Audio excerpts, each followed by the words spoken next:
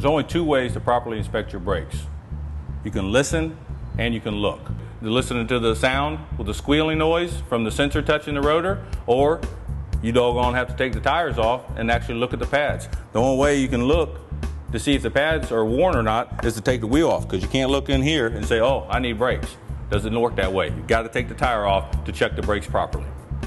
This system here is on a rear-wheel drive vehicle. Most rear-wheel drive vehicles have a hub rotor assembly like this.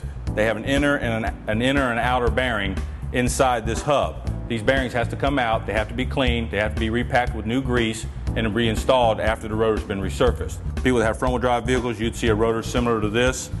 People with rear-wheel drive vehicles, you'll see a rotor similar to this. A little messier, not as messy. That's the difference. What you want to look for when you're inspecting your brakes, obviously, most importantly, you want to look at the thickness of your brake pads. This particular vehicle has a hole here so that you can look into the center part of the inner pad. So take the rotor and turn it like this, and then that distinguishes the difference between the rotor and the pad. And you want to look and make sure they're wearing evenly.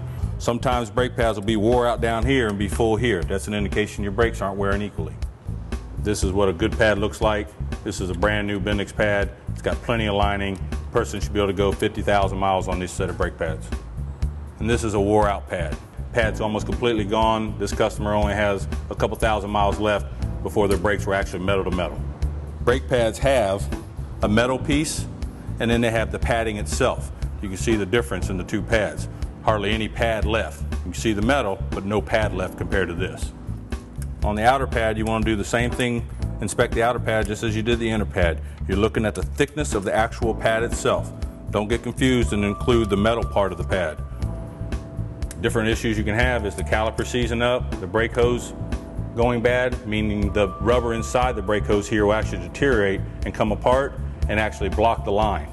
And the only other issue is brake rotors being warped, causing a brake pulsation, even a pulling issue sometimes. And basically that's how you check your brake pads. Anything other than that, you need to see a professional. Check your pads, check all four wheels when checking your pads or your brake shoes, and if you have any other issues, find you a good professional that you can trust and let them take a look at it for you.